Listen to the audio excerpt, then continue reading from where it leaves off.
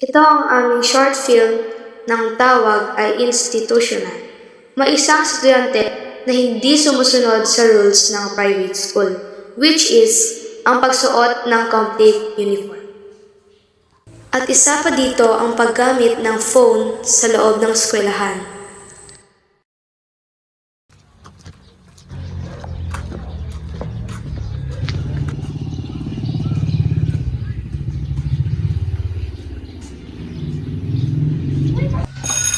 Uy, bell na pala!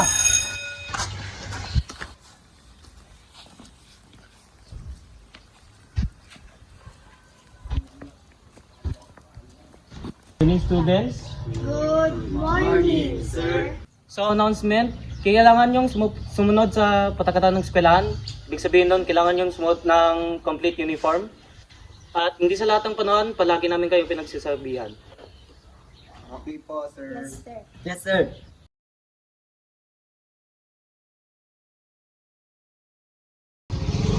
Ayo, Lunes pa lang ngayon nakalimutan ko mag-uniform.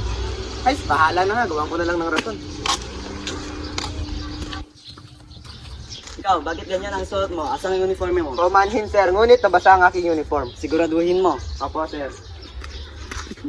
Alam mo si Pres, nakakabad trip nun. Dati niyang alam. Oo. Alam mo ba't bawal mong suot ng ganyan? Hindi ka ba nakikinig sa rules? Kaka-announce lang kahapon Ano ang kaguluhan nito? Sir, hindi kasi siya tumutupad sa patakaran. Tingnan mo yung damit niya ngayon. Hindi siya complete uniform. Kaka-announce mo lang kahapon.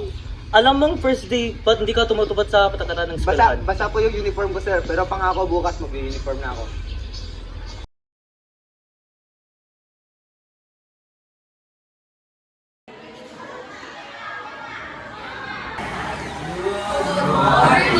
Good morning.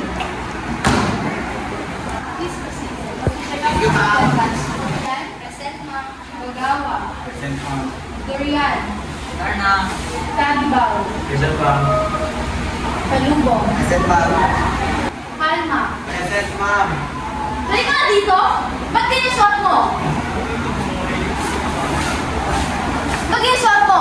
Kaka-announce lang ng principal natin na dapat complete uniform tayo.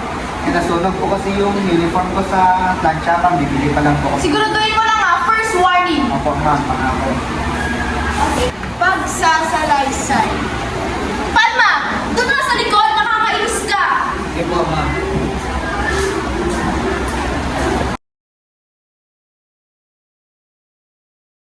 Okay, review tayo. Anong ulit ang anekdota? Ito ay may hindi pagsasalaysay. Okay, goodbye. Bye. Bye, ma'am. Thank you, Lord. Tapos na din. Yes, recess na. Dito mo lang ako nagsilit.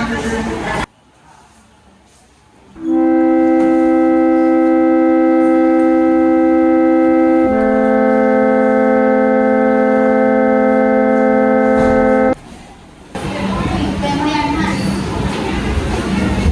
Tol, ikaw na naman. Bakit Tol? May problema ba? Di ba bawal mag-cellphone dito? Ba't may reklamo ka?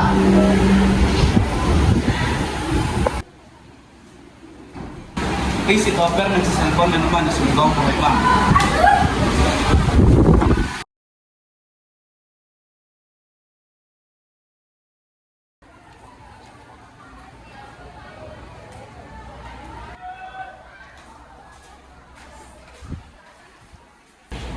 Magandang umaga po.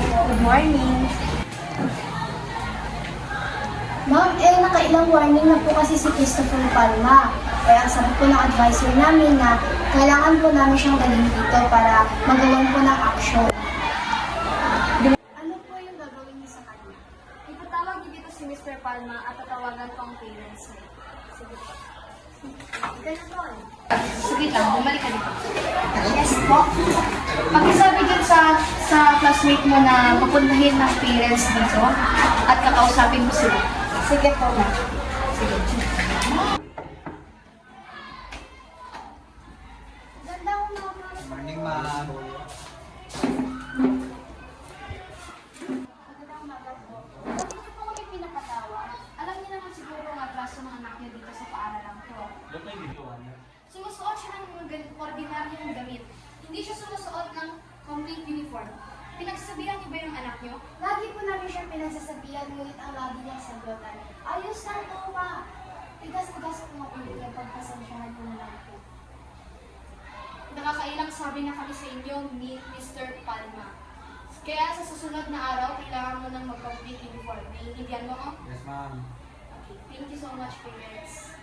Magpasensya na po yan. Maraming salamat po.